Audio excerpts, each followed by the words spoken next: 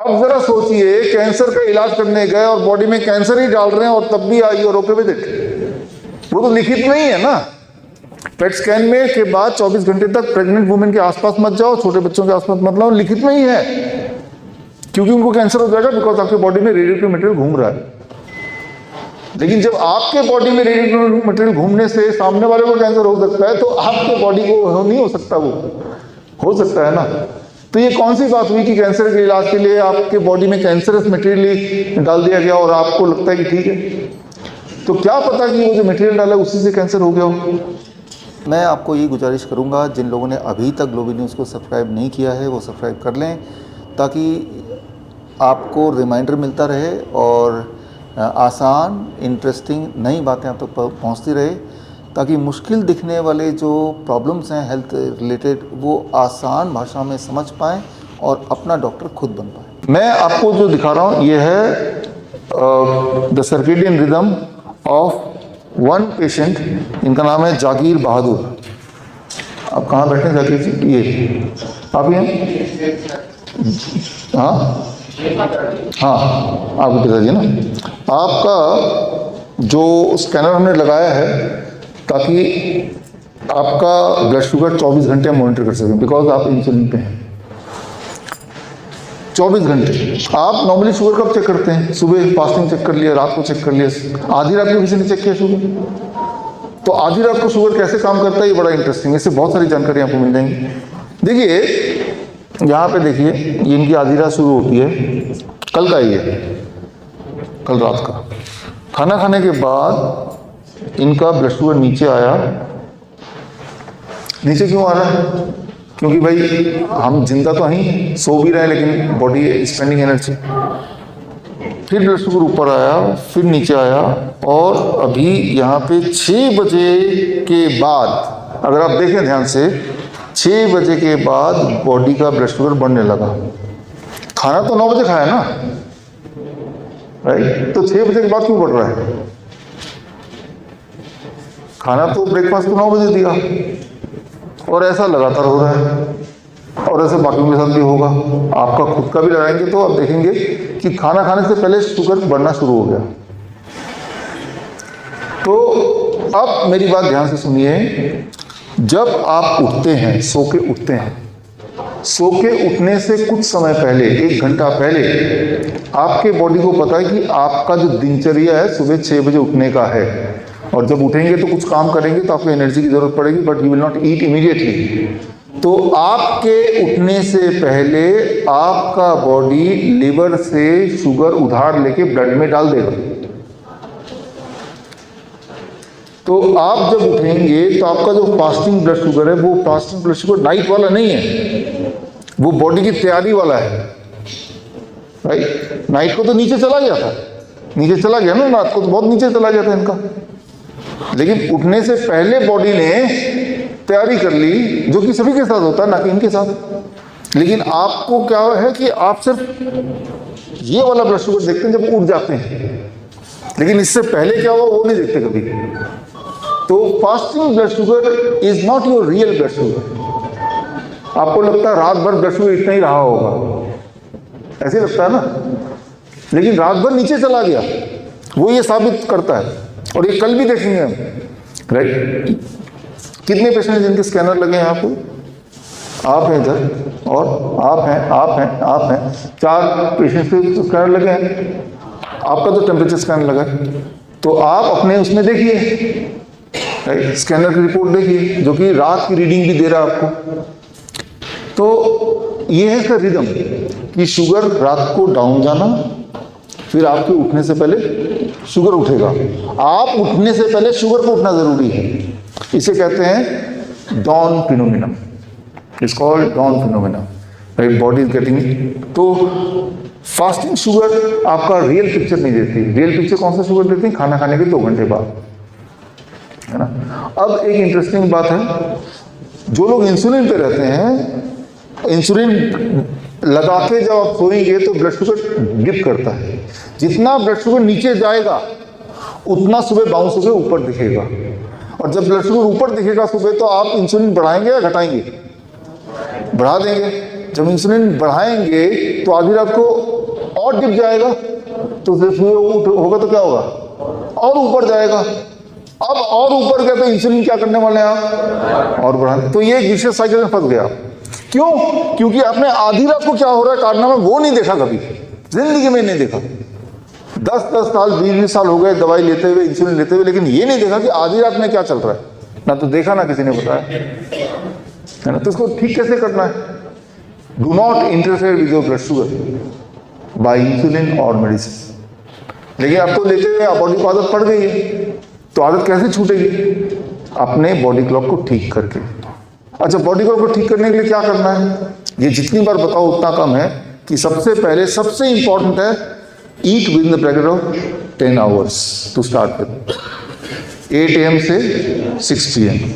वही यहाँ पे करने की कोशिश कर रहे हैं, 9 AM to 7 PM, यहाँ पे ये भी कर रहे हैं ना, राइट। अब आता है क्या खाना चाहिए, the kind of food which you are having. उस पर डिटेल में हम जाएंगे, कैसे खाना है, कब खाना है, कितना खाना है, उस पर भी जाएंगे।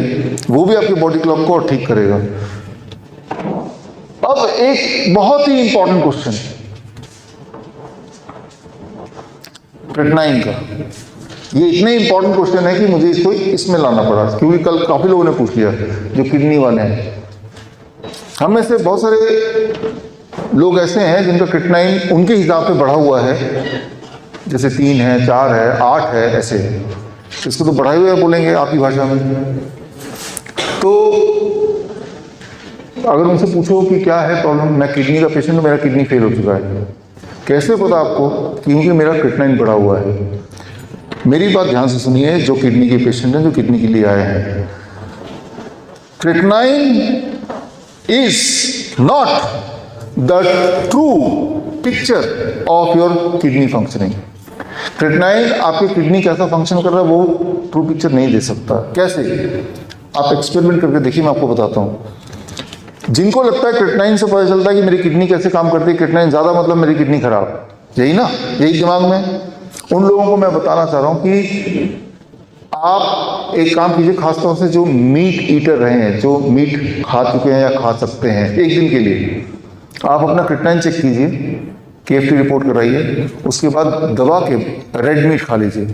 रेड मीट खाने के 2 घंटे बाद दोबारा क्रेटिनाइन चेक कीजिए, आपको क्रेटिनाइन 1 पॉइंट 2 पॉइंट बढ़ जाएगा। तो क्या इससे ये मान लें कि किडनी खराब हो गई 2 घंटे के अंदर? क्रेटिनाइन तो बढ़ गया। तो यानी कि क्रेटिनाइन के बढ़ने में इन्फ्लुएंस किस किस का है? पहला तो फूड का है। अगर वो फूड मैं खाऊंगा तो मेरा भी बढ़ गया, राइट। लेकिन बढ़ने पर घट भी जाएगा, लेकिन बढ़ते वक्त फिर अगर किसी ने टेस्ट किया वो बढ़ा हुआ दिखा तो बोलेगा मैं तो किडनी पेशेंट हो गया और मैं रोज रेड मीट खा रहा हूँ, तो बढ़ा रहेगा। तो that does not mean creatinine does not mean that your kidney functioning improper, that means your food is improper, number 1। और वो सभी के साथ होगा। जैसे मैं हेल्दी हूँ फॉर एग्जाम्पल, मैं भी अभी रेड मीट खा लूंगा और क्रेटिनाइन चेक करूंगा तो बड़ा मिलेगा। नंबर 2, जो लोग मस्कुलर हैं, जिनकी बॉडी में मसल्स हैं ज़्यादा, उनका क्रेटिनाइन बढ़ा रहता है। मसल टूटते हैं, ब्लड में जाते हैं तो उसका क्रेटिनाइन बढ़ा रहता है। तो इसका मतलब ये नहीं कि किडनी काम नहीं कर रही। बॉडी में जब इन्फेक्शन होता है किसी के भी बॉडी में जब इन्फेक्शन होगा तो इन्फेक्शन से सबसे इम्पॉर्टेंट बॉडी को बचाने के लिए, इन्फेक्शन से बॉडी को बचाने के लिए बॉडी क्या करता है? अपना क्रेटिनाइन लेवल बढ़ा देता है। तो वो प्रोटेक्टिव है। जब इन्फेक्शन चला जाएगा तो क्रेटिनाइन घट जाएगा। जो लोग स्टेरॉइड लेते हैं, जो लोग एस्पिरिन लेते हैं, तो उसके साइड इफेक्ट्स को खत्म करने के लिए बॉडी की स्ट्रेटजी उसका क्रेटिनाइन बढ़ा देगा। और एक आखिरी बात, जब किसका किडनी ठीक से काम नहीं करता तब भी क्रेटिनाइन बढ़ जाता है। तो 5 में से 1 कारण होता है किडनी फेल भी हो सकता है, लेकिन बाकी 4 कारण का किडनी से कनेक्शन डायरेक्टली नहीं है। अच्छा, आपके केस में जो क्रेटिनाइन बढ़ गया तो कैसे पता चले वो किडनी की वजह से है या कौन सी वजह से? जब मेरे पास कोई पेशेंट आता तो हमें कैसे पता चलता, वो आपको बताना चाहता हूं।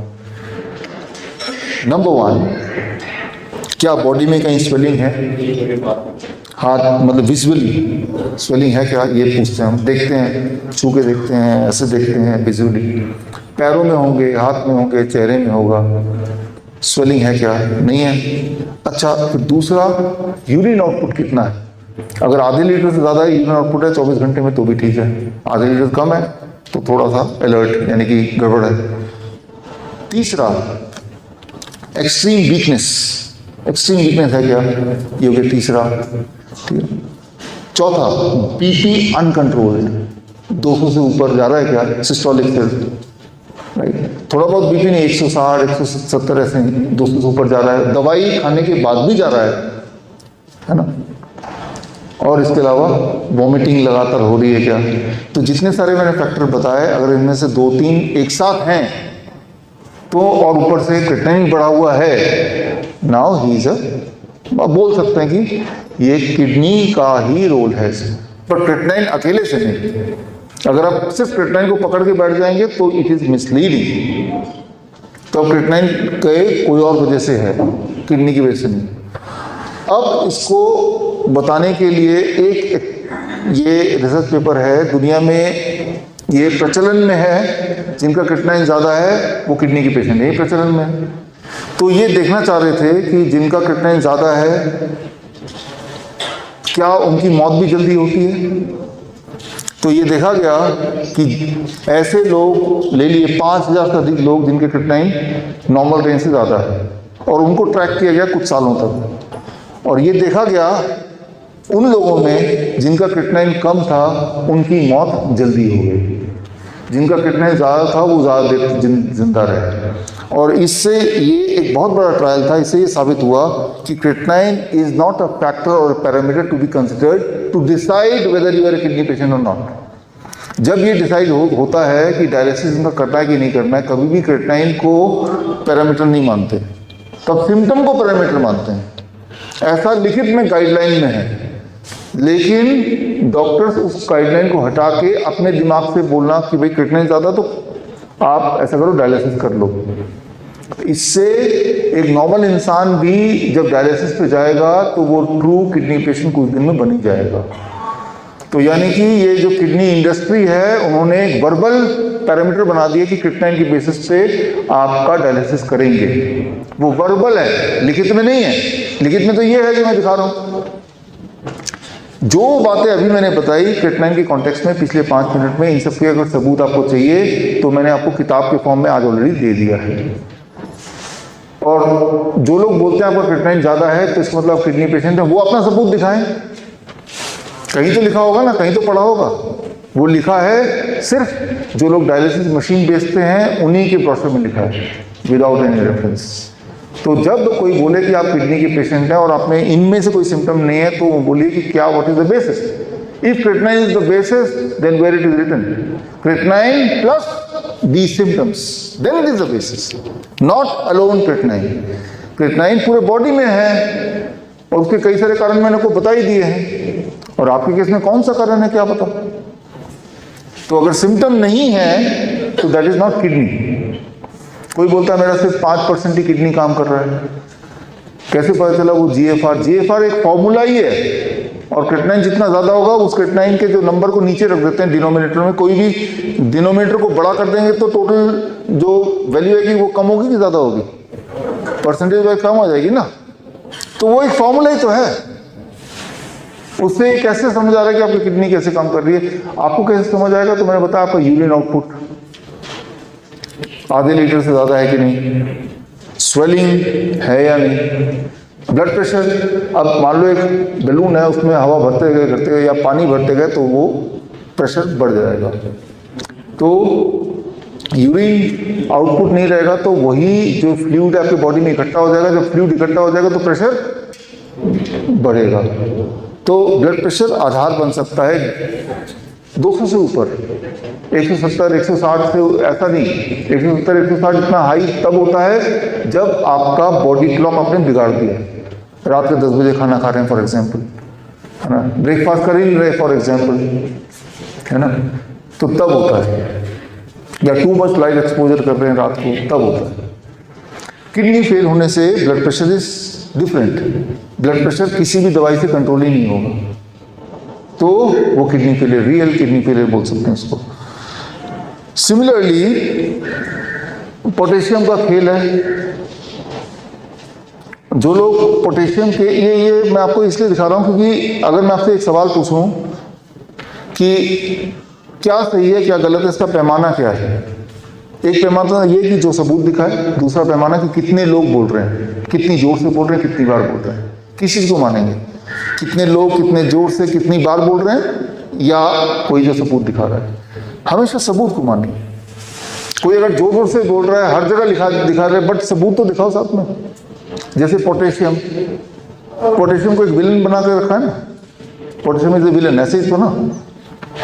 पोटेशियम विलन है या नहीं है, उस पर भी एक ट्रायल है। ये ट्रायल का आप इस तरह के सारे ट्रायल किताब में दिए हुए हैं। ये भी पिक्चर खींच सकते हैं आपको, नहीं तो मैं भेज भी दूंगा ये। तो एक बात याद रखिए, जो किडनी फेलियर के जो पेशेंट होते हैं उनका जो बॉडी की जो केमिस्ट्री है that becomes different than the normal people. उनका जो पोटेशियम का जो रेंज है वो बढ़ जाता है, ये समझिए आप। They are not the normal people now, है ना। तो उनका पोटेशियम की जो कैपेसिटी होती है बॉडी की वो अनयूजुअली बढ़ जाती है। तो एक नॉर्मल आदमी का 7 पोटेशियम होना कैन बी डेंजरस, एक किडनी पेशेंट का 7 पोटेशियम होना नॉर्मल है, क्योंकि वो किडनी पेशेंट है, उसकी जो केमिस्ट्री बॉडी को चेंज हो गई है।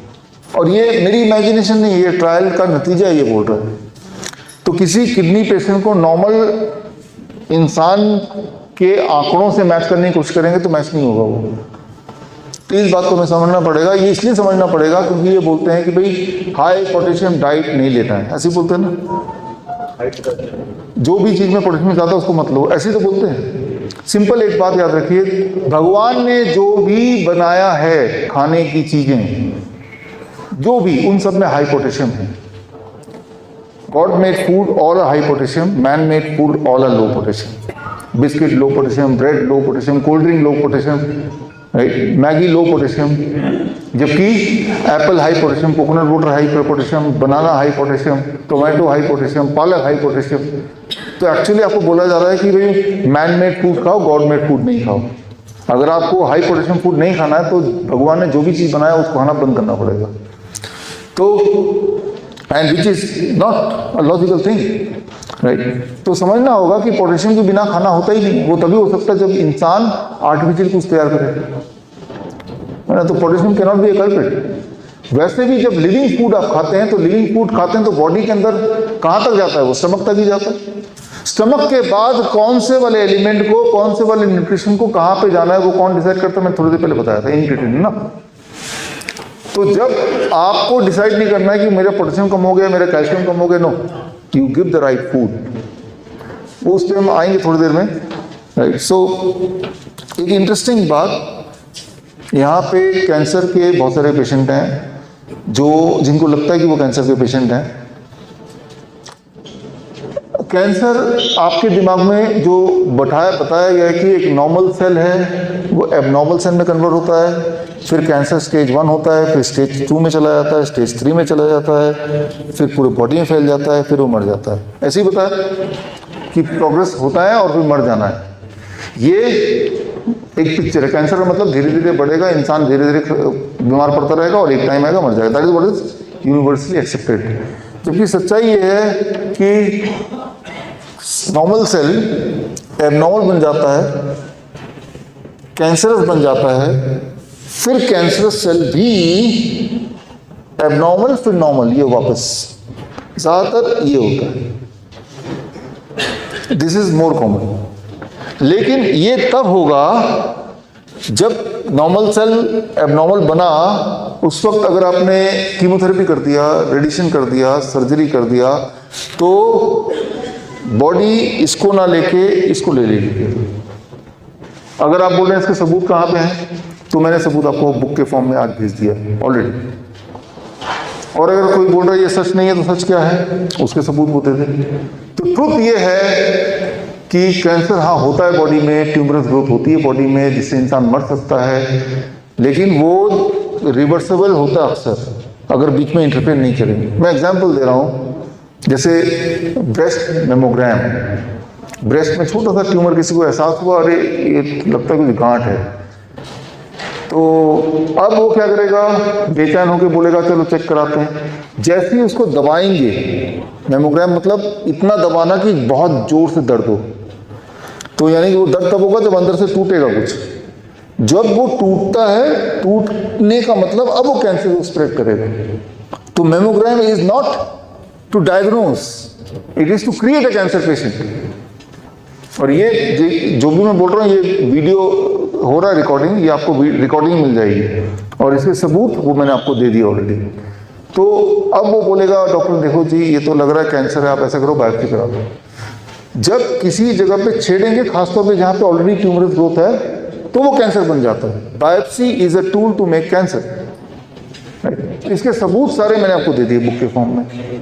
तो ये जो ग्रोथ छोटा सा हुआ था, उस वक्त आपके एक्शन क्या है वो डिसाइड करेगा कि ये वापस जाने वाला है या ये बढ़ के डेथ में कन्वर्ट होने वाला है।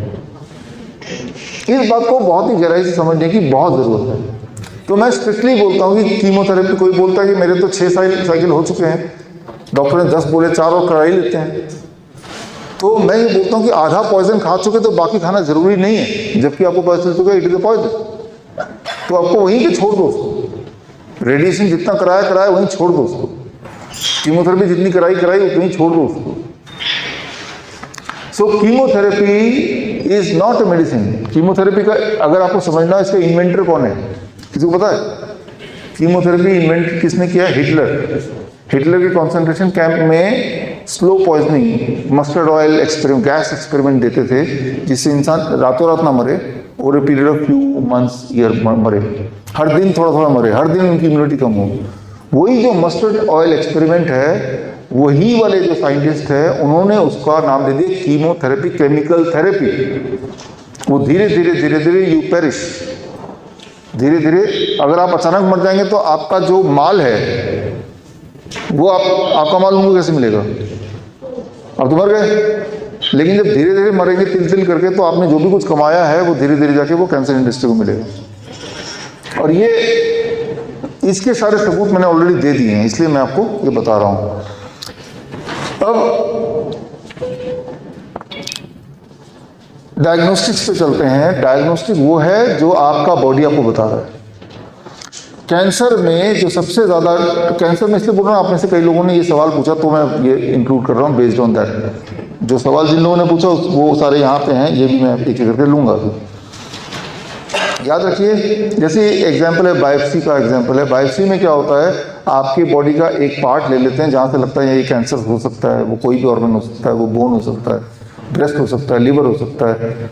जब लेते हैं, लेके वो लेने का process itself is painful and it is damaging, but लेने के बाद उसको स्लाइड में कन्वर्ट कर देते हैं, एक ऐसा स्लाइड बन जाता है। और इस स्लाइड को कुछ स्पेशलाइज्ड लोग ही समझ सकते हैं, पैथोलॉजी जिन्हें बोलेंगे। फिर वो देख के बताएगा ये कैंसर है कि नहीं, देख के बताएगा, राइट। तो ये स्लाइड है, ये एक्चुअल स्लाइड मैं दिखा रहा हूँ आपको स्क्रीन पे। तो ये स्लाइड 100 पैथोलॉजिस्ट को दे दिए गए कि बताओ ये क्या है। 33 लोगों ने बोला ये नॉर्मल है, 48% लोगों ने बोला ये एबनॉर्मल है, 19% लोगों ने बोला ये कैंसर, पैथोलॉजिस्ट ने बोला कैंसर है। तो अब आप कैंसर पेशेंट है कि नहीं, ये डिपेंड किस पे कर रहा है, आपकी बॉडी पे नहीं कर रहा, वो किस पे कर रहा है, ये स्लाइड कौन से पैथोलॉजिस्ट के हाथ में जाने वाला है। So there is no consistency at all. अगर आप बोलते हैं कि बायोप्सी में आया कि कैंसर है तो वो मान लिया जाए, तो बायोप्सी जो इंसान कर रहा है उसको दोबारा पूछो तो वही चीज़ वो उल्टा बोल देगा। अच्छा, इसके जो सबूत हैं, ये सबूत मैंने बुक में डाले हैं, मैं वही चीज़ बता रहा हूँ जिसके सबूत ऑलरेडी आपको दे दिए। एक तो तरीका ये कि साथ साथ सबूत दिखाता चलो, but then it will be too long, इसलिए मैंने वो सबूत आपको दे दिए। तो बायोप्सी जो है वो भगवान का लिखा हुआ कोई वाणी नहीं है, बिल्कुल भी नहीं। वो गोल्ड स्टैंडर्ड नहीं, बिल्कुल भी नहीं। जब बायोप्सी को इस पैमाने में ट्राई किया गया, एक ही तरह के बायोप्सी को लेके अलग अलग पैथोलॉजिस्ट को दे दिया गया और उनको आपस में नहीं कांटेक्ट करने दिया, तब वो बायोप्सी की जो सच्चाई है हमेशा सामने आई। राइट, तो बायोप्सी पहली बात तो रिलायबल नहीं है, और मान लो रिलायबल 1%, तो आपको पता है कैंसर सेल रिवर्स होते हैं अपने आप बाय नेचर, अगर उसको इंटरफेयर नहीं किया जाए तो, और फास्टर रिवाइव होते हैं अपने आप बाय नेचर, अगर आपने अपना बॉडी क्लॉक को ठीक कर लिया अगर आप कुछ नहीं भी करेंगे तब भी रिवाइव होगा, और कुछ कर देंगे तो रिवाइव फास्ट होगा। तो cancer does not mean it will lead to death. Yes, if you interfere then it will lead to death. अब देखिए, बहुत प्रिसाइज बात करते हैं जो रिसर्च पेपर, इसका पूरा रिसर्च पेपर बुक में है, रैबिट टॉर्टोइस मॉडल जो बुक आपके पास है वो आज पढ़िए।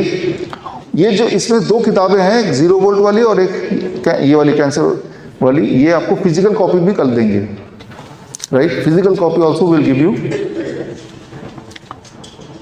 11.11% लोग बायोप्सी कराते कराते ही मर जाते हैं, बायोप्सी के साइड इफेक्ट से। तो समझ सकते हैं डेंजर है। जो नहीं मरे, इंजरी इतनी है कि वो injury itself will cause cancer, right. तो वो colon puncture, kidney puncture, these are side effects, right. So उससे इन्फेक्शन हो जाता है, सीवियर ब्लीडिंग होता है। 84% पीपल से it is very very painful, very very painful. एक, अब आप में से कई लोग हैं, आप ही में से यहीं बैठे हैं कि मेरा तो स्टेज 3 बता दिया, मेरा तो स्टेज 4 बता दिया। कभी ये सोचा स्टेज 3 स्टेज 4 बता दिया तो कैसे पता चलता है? देखिए, उसके लिए बहुत ही सिंपल और जल्दी मैं थोड़ा सा बता रहा हूँ, बताने को बहुत कुछ है। आपका एक पेट स्कैन होगा, पेट स्कैन को ऐसे देखेंगे और देख के बता देंगे स्टेज 3 है कि स्टेज 4 है कि स्टेज 2 है ना। तो वो क्या है, कैसे पता चलता है? अक्सर आप देखेंगे जिसको बोला स्टेज 4 कैंसर का पेशेंट जिसको बोला गया है वो बिल्कुल नॉर्मल दिख रहा है, बिल्कुल हेल्दी है, बहुत एक्सरसाइज कर सकता है, सब कुछ कर सकता है जो कि कोई भी हेल्दी इंसान को करना चाहिए, लेकिन बोलता है कि मैं तो स्टेज 4 कैंसर पेशेंट है, यही इसी हॉस्पिटल में। और यहाँ भी है आप में से कुछ लोग, मैंने आपको कहीं से कोई सिम्टम लगता नहीं, डॉक्टर ने बताया ये देखो रिपोर्ट, ये रिपोर्ट फिर खोल के दिखाते हैं। अब ये रिपोर्ट आप भी, इसमें बड़ा सिंपल है, जितने सारे चमकती हुई चीज़ें हैं इनको बोल देते हैं ये कैंसर है, जितनी चमकती हुई चीज़ें हैं। और ज़्यादा चमकती हुई चीज़ें होंगी बॉडी में उसे स्टेज 4, 2-3 जगह चमकती हुई चीज़ें तो स्टेज 2 स्टेज 3 ये है, राइट। चमकने को कैंसर बता देते हैं। चमक मतलब इसका रूल ही ये है, मैंने मन से नहीं बनाया है। जैसे यहाँ पे चमक कहाँ रहा है, ये चमक रहा है ना, ऐसे 2-3 जगह देखेंगे तो वो स्टेज 3 स्टेज 4 इस तरह से बता देंगे। लेकिन अगर आप इसको ये रिपोर्ट ना देखें, उस इंसान को देखें, आप पहचान नहीं पाएंगे बिल्कुल वो हेल्दी है। रिपोर्ट बोल रहा है ये स्टेज 3 स्टेज 4 है। अब बहुत ही प्रिसाइज में इसको मैं बताना चाहता हूँ। जब पेट स्कैन करते हैं तो एक तरह का रेडियो एक्टिव ग्लूकोज बॉडी में डाल देते हैं और ये मान लेते हैं कि जो सेल ज़्यादा ग्लूकोज खा रही है वही कैंसर है। ज़्यादा ग्लूकोज कौन खाएगा? जो ज़्यादा भूखा होगा वही तो खाएगा ना। तो ये मान लेते हैं कि जो ज़्यादा भूखा है वो कैंसर है। वो कैसे पता चलेगा? जो ज़्यादा ग्लूकोज खाएगा। अच्छा, ज़्यादा ग्लूकोज किसने खाया कैसे पता चलेगा? उसके लिए रेडियो एक्टिव मटेरियल भी बॉडी में डाल दिया ग्लूकोज के साथ। तो रेडियो एक्टिव मटेरियल क्या होता है? चमकता है ना। तो यानी कि इस जगह पे ज़्यादा ग्लूकोज कंजम्पशन हुआ लेकिन रेडियो एक्टिव मटेरियल यहाँ इकट्ठा हो गया तो ये लाइट पड़ी, लाइट से अच्छा ये रहा कैंसर। तो एक आइडिया है मेरे पास, जैसे मैं बात कर रहा हूँ, 1 घंटे से बात कर रहा हूँ ना, अब मेरे बॉडी की जो ग्लूकोज रिक्वायरमेंट कंपैरेटिवली यहाँ पे ज़्यादा हो गई है क्योंकि ये बॉडी का पार्ट ज़्यादा यूज हो रहा है। अब अगर मैं पेट स्कैन करूँगा तो चांसेस है कि इधर कहीं पे ज़्यादा चमक दिखाएगी तो ओरल कैंसर बता देंगे, जबकि यहाँ है कुछ नहीं, राइट। तो ठीक उसी तरह से मान लो, लिटरली मैं बोल रहा हूँ कि अगर मैं ये बहुत एक्सरसाइज करता हूँ काफ़ी ज़्यादा, बॉडी को बाकी ना हिला के, अब जब लिमिटेड अमाउंट जो रेडियो एक्टिव ग्लूकोज बॉडी में दिया गया है, FDG जिसे बोलते हैं, तो यहाँ पे कंजम्पशन कहीं ज़्यादा होगी, यहाँ पे चमक ज़्यादा होगी तो बोलेंगे आपका कैंसर का लोकेशन कहीं यहाँ पे है। एक एग्जाम्पल से ख़त्म करते हैं। ऑटोप्सी मतलब मरने के बाद देखा गया है 100% लोगों के यहाँ पे कैंसर पाया गया। इसको अगर बेसिस माने तो यानी कि जब वो जिंदा थे तब अगर बाई चांस थायराइड का टेस्ट होता तो बोलते आप तो कैंसर पेशेंट है। 70% लोगों के प्रोस्टेट में यहाँ पे देखिए वो चमक है। 40% लेडीज के ब्रेस्ट में वो चमक पाया गया ऑटोप्सी रिपोर्ट में। मतलब had they been doing it while they were living तो उनको ऐलान करते थे कि आपकी बॉडी में कैंसर फैल रहा है, राइट। तो ये सारे जो आंकड़े सारे कुछ मैंने बुक में डाल के आपको दिया है ऑलरेडी। तो मैं ये बोलना चाह रहा हूँ कि पेट स्कैन या स्टेज 1 स्टेज 2, ये आप ये जो है ये इमेजिनरी चीजें हैं, ये रियल नहीं है। तो बहुत सारी चीजें, अब मान लो ये जो FDG है, right, that is radio active glucose, जो बॉडी में डालते हैं, अगर कोई डॉक्टर ये चाहे कि आपको कैंसर पेशेंट प्रूव करना है तो उसकी क्वांटिटी थोड़ी बढ़ा देगा तो चमक कई जगह आ जाएगी। मैं आपसे पूछना चाह रहा हूं, जिन लोगों ने ये पेट स्कैन कराया, जिन जो बोल रहे थे कल से कि मैं स्टेज 3 या स्टेज 4 पेशेंट हूं, क्या आपको पता है कि डॉक्टर ने कितना रेडियोएक्टिव मटेरियल बॉडी में डाला है? क्या आपने पूछा, कभी सोचा भी? आपको लगता है कि वो यूनिफॉर्म हर जगह एक ही जैसा होगा? ऐसा है नहीं, वो वेरी करता रहता है। जहाँ पे भी ज़्यादा अगर उसको दिखाना होगी भाई क्या ज़्यादा कैंसर पेशेंट है, वो रेडियोएक्टिव मटेरियल ज़्यादा डाल देंगे तो ये चमक ज़्यादा हो जाएगी, वो चमक ज़्यादा हो जाएगी। तो कोई अगर चैलेंज भी करेगा, आप ज़्यादातर क्या करेंगे? वो जो आपकी रिपोर्ट है वो 2 डॉक्टर को और दिखाएंगे, यही तो करेंगे ना, सेकेंड ओपिनियन। लेकिन दूसरे डॉक्टर को दिखाएंगे, वो भी ये देख के बोलेगा हाँ कैंसर है, ठीक तो बोल रहे हैं। लेकिन कहीं ये थोड़ा लिखा कि रेडियोएक्टिव मटेरियल, जो रेडियोएक्टिव आपने नाम सुना है, रेडियोएक्टिव इटसेल्फ इज कैंसरस, ये आपको पता है? रेडियोएक्टिव इटसेल्फ इज कैंसर, इसीलिए ये बोला जाता है जब आपका पेट स्कैन हो, अगले 24 घंटे तक छोटे बच्चों के आसपास मत जाना, उनको कैंसर हो सकता है, बिकॉज आपकी बॉडी के अंदर रेडियोएक्टिव मटेरियल है। तो अगर आपके बॉडी के अंदर रेडियोएक्टिव मटेरियल है जिसकी वजह से 24 घंटे के अंदर बच्चों के पास नहीं जाओ, तो क्या वो उन बच्चों को जो कि आपसे दूर है उनको कैंसर कर सकते हो, तो आपको नहीं कर सकते हैं? अब जरा सोचिए, कैंसर का इलाज करने गए और बॉडी में कैंसर ही डाल रहे हैं और तब भी आई और ओके विद इट, वो तो लिखित नहीं है ना। पेट स्कैन में के बाद 24 घंटे तक प्रेग्नेंट वुमेन के आसपास मत जाओ, छोटे बच्चों के आसपास मत लाओ, लिखित में ही है, क्योंकि उनको कैंसर हो जाएगा, बिकॉज आपके बॉडी में रेडियोएक्टिव मटेरियल घूम रहा है। लेकिन जब आपके बॉडी में रेडियोएक्टिव मटेरियल घूमने से सामने वाले को कैंसर हो सकता है, तो आपके बॉडी को नहीं हो सकता, वो हो सकता है ना। तो ये कौन सी बात हुई कि कैंसर के इलाज के लिए आपके बॉडी में कैंसरस मटेरियल डाल दिया गया और आपको लगता है कि ठीक है? तो क्या पता कि वो जो मटेरियल डाला उसी से कैंसर हो गया हो।